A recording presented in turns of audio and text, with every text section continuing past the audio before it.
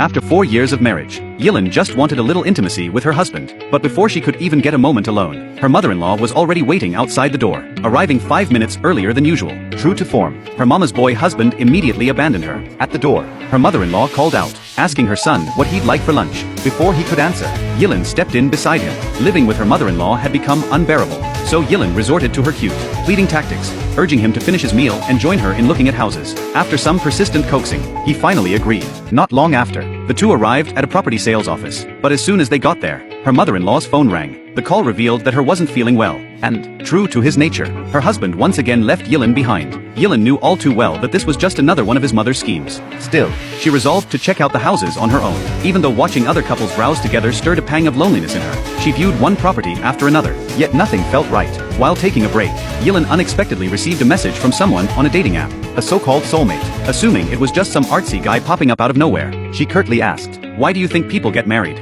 She'd once believed that marriage meant two people coming together, 1 + 1 = 2, but in reality, it felt more like 1 + 1 = 1, where every decision had to revolve around the other. It was hard not to agree with her own observation, but then the reply came, "What if you saw it not as compromise, but as sharing?"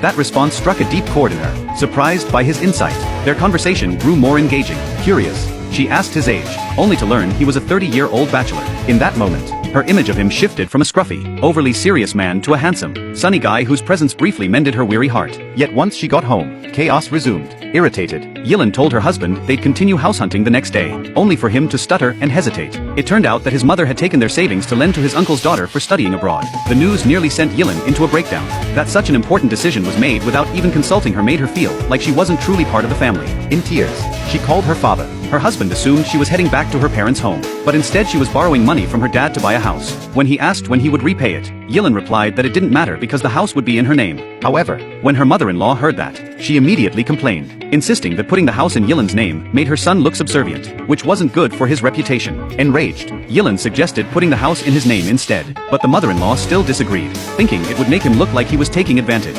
In the end, a frustrated Yilin switched from buying to renting, thinking that renting wouldn't cause such a fuss. But her mother-in-law wasn't done. She claimed that renting was essentially just paying the landlord's mortgage, and with housing prices so high, it was better to save money by staying at home. It's all for your own good, she insisted, leaving Yilin with no comeback. Finally, exasperated, Yilin declared, "Then you can just live here by yourself," and stormed out. Seeing her leave, her husband scrambled after her, not knowing what else to say. He sent her a cute emoji, hoping she'd come back, but Yilin simply hopped on her scooter and rode off. Panicked, her husband chased after her. They rode for what felt like ages until both were exhausted, and finally Yilin relented and stopped. Sensing her unspoken need, her husband immediately offered his helmet.